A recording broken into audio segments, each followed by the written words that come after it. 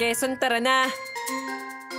Tampok ngayong taon ang mga naggagandahang kubo ng bawat munisipalidad ng Quezon sa taunang pagdiriwang ng Nyug-Nyugan Festival. At ngayong taon, mas lalong pinaghandaan at pinaganda ang kani-kanilang mga kubo. Ang Nyug-Nyugan Festival ay hango sa mga salitang nyog at yugyog na ang ibig sabihin ay movements o sayaw.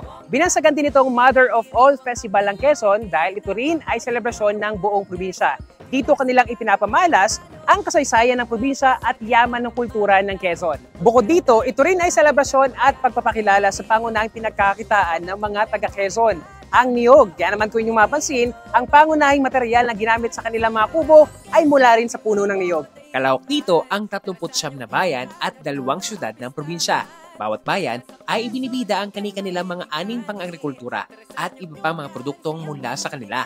Makikita sa kani-kanilang mga kubo ang representasyon at pagkakakilanlan. Tulad na lamang ng gumaka na hango sa kanilang festival na Aranyat Baluarte at mga kilalang landmark tulad ng simbahan, Chaong, na makikita ang tanyag na welcome art papasok sa probinsya ng Quezon, at Timonan, na bida ang sikat na statwa ng Serena na matatanaw mo sa tabing dagat ng Atimonan. Lopez, na kilala sa dami ng universidad na dinadayo pa ng iba't iba mga bayan sa probinsya. At syempre naman ang produktong pamaypay ng bayan na siyang kilala rin sa aming festival na Pamaypayan.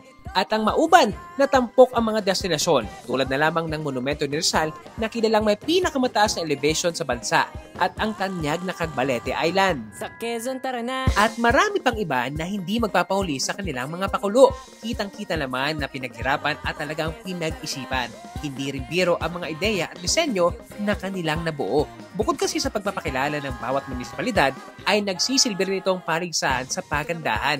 At ang itatanghalang mananalo rito ay may makakamit na papremyo mula sa probinsya ng Quezon. Sigurado akong mahihirapan ang mga hurado kung sino ang mananalo dahil talagang nagagandahan at bongga ang kanilang mga likhang obra. Tuwing buwan ng Agosto matutunghayan ang pagdiriwang at kasabay ng buwan ng wika, ito rin ang buwan kung saan ipinagdiriwang ang Quezon Day at pagkilala sa dating Pangulo ng Bansa na si Manuel L. Quezon.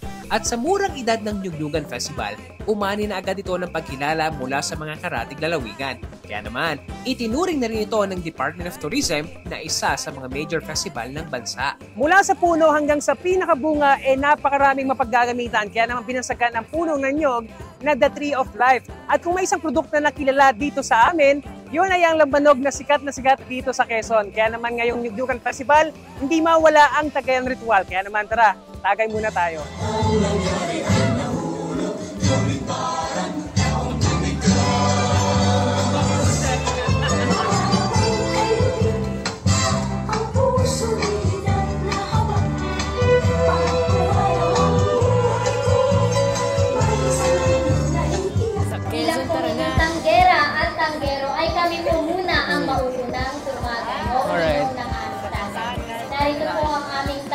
Welcome po sa Nyug-Nyugan 2024 na ay po Pakinabangan po. Kami po muna.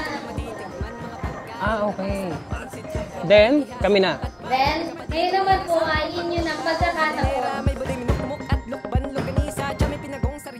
Naku, bago pa malasing dito, magpapaalam na ako at magkita-kita ulit tayo sa susunod na Sabado. Sama-sama natin saksihan ang makulay at masayang street dancing mula sa iba't ibang mga bayan ng Quezon. This is Juan, and that's a story.